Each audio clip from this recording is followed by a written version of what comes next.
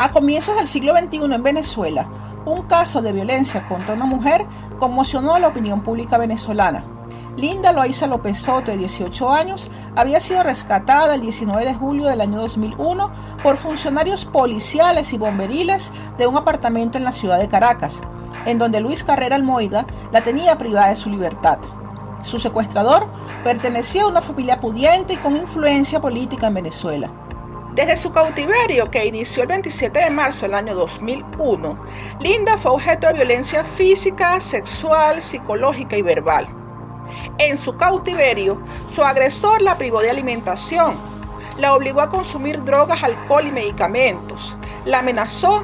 la humilló y le propinó gravísimas lesiones que le causaron hematomas y traumatismos en todo su cuerpo, lo que aunado a reiteradas violaciones anales y vaginales impactaron de tal manera la integridad física de Linda que fue necesario su estadía hospitalaria durante un año y la realización de 15 operaciones.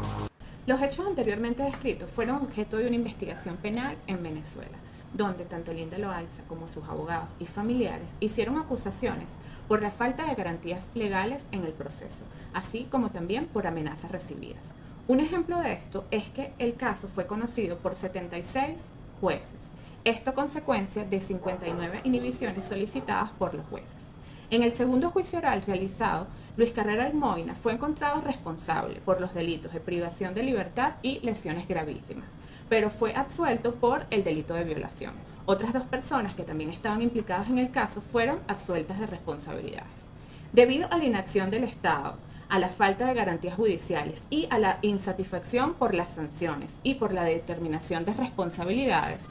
que no se correspondían con la gravedad de los hechos, Linda Loaiza, su abogado y familiares, el 12 de noviembre del año 2007 introdujeron una solicitud de investigación contra el Estado venezolano por violación de derechos humanos ante la Comisión Interamericana de Derechos Humanos. Las víctimas de este caso, es decir, Linda Loaiza López y sus familiares, argumentaron que el Estado no atendió la denuncia de desaparición de Linda, que intentó interponer su hermana, quien además habría identificado al sospechoso. Sumado a esto, destacaron que se lesionó su derecho a las garantías judiciales, en tanto que la investigación realizada fue poco diligente.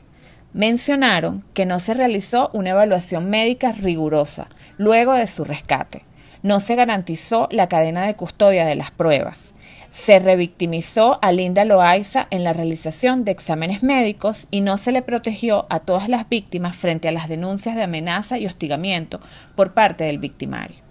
Debemos destacar el hecho de que en el país no existía una normativa adaptada y especializada en violencia contra las mujeres y que tampoco se disponía de protocolos para atender casos de violencia sexual, lo que impidió la obtención de justicia de manera adecuada y oportuna. Por su parte, Venezuela reconoció su responsabilidad por la violación de los hechos de Linda sobre las garantías judiciales, libertad personal, protección de la dignidad y de la vida privada, protección judicial, igualdad ante la ley, y por el deber de adoptar disposiciones de derecho interno según las disposiciones de la Declaración Americana de Derechos Humanos.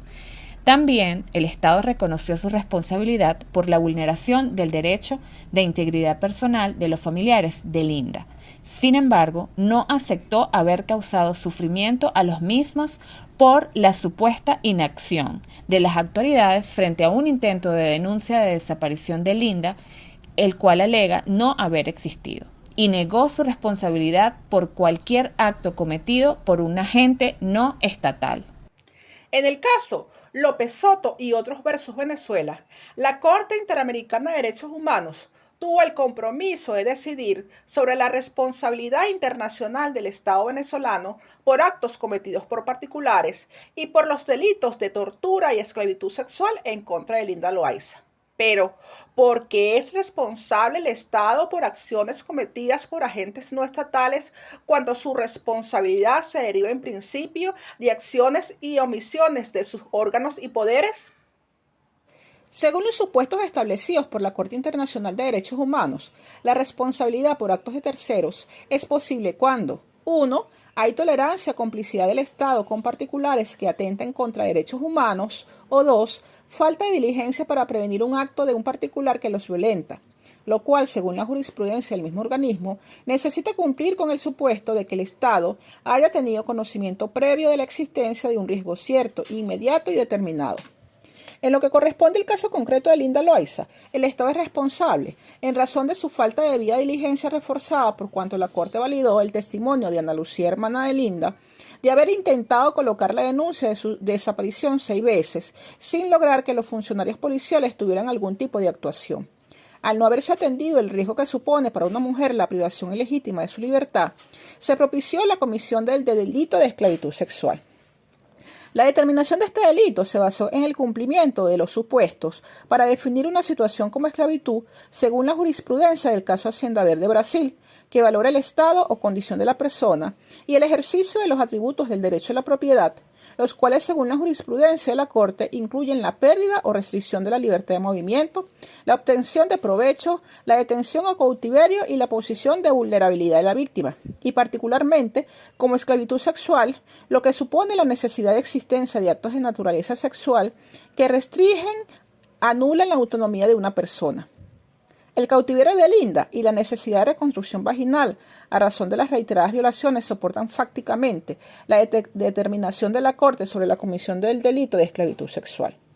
En este contexto hay que entender que la obligación de respetar y garantizar los derechos y libertades de los individuos implica por parte del Estado el deber de abstenerse de conductas que los lesionen, pero también el deber de desarrollar prácticas que lo garanticen. Por eso, la interpretación de la Corte Interamericana del artículo 2 de la Convención sobre las obligaciones de los Estados de adoptar disposiciones de derecho interno implica que los Estados están en la obligación de suprimir normas y prácticas que lesionen los derechos humanos y libertades, pero también la obligación de desarrollar instrumentos normativos adaptados que los garanticen.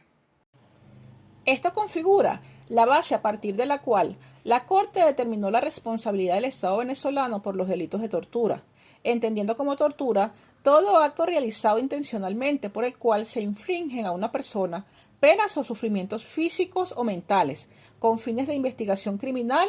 como medio intimidatorio, como castigo personal, como medida preventiva, como pena o cualquier otro fin. Artículo 2 de la Convención Interamericana para sancionar la tortura.